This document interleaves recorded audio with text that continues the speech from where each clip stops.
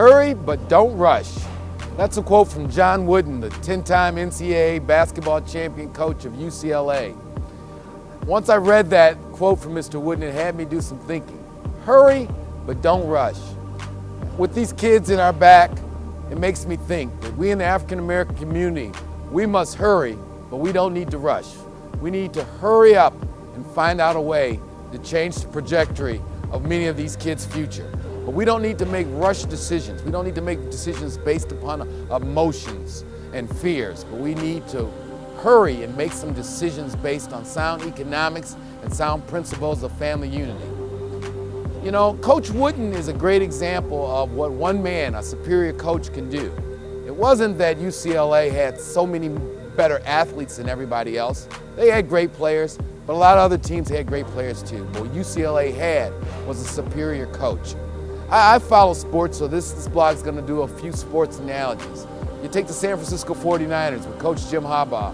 3 years ago, they're a last place team. Coach Harbaugh comes in, 2 years later they're in the Super Bowl. Sports are full of examples of teams that had losing records getting a good coach, and then they go on to achieve great things. Same thing in business. Except in business, they're called CEOs or presidents of the company.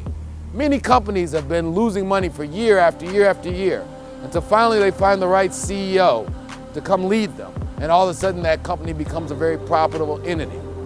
Well, the same thing happens with a culture and a community. I'm just gonna call it for what I see it. For too long, the African American community has drawn its leaders from the entertainment and religious ranks. Don't get me wrong, I have much respect for the long history of the church in the African American community and how numerous preachers at enormous sacrifice to themselves have done enormous things for the betterment of the African American culture. The entertainer naturally is a compelling person to be followed. The thing is, politicians and preachers are not experts in matters of business and finance. And in America, making dollars is like scoring touchdowns in football.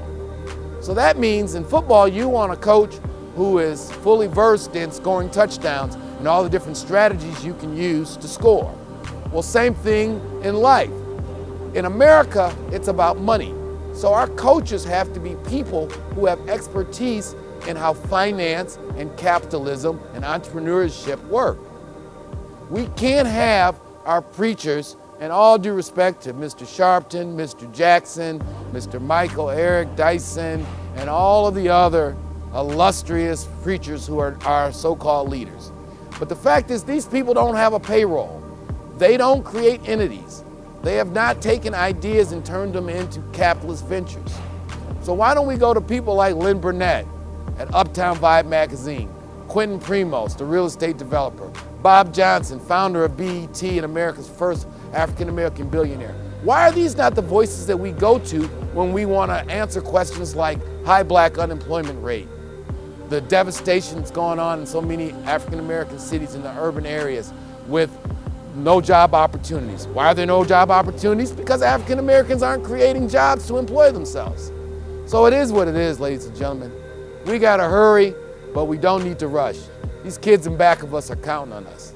As always, just some food for thought from the good people at Big Boss Filmworks, High Exposure Consulting, proud sponsors of the GOZ Getting Off Zero Project.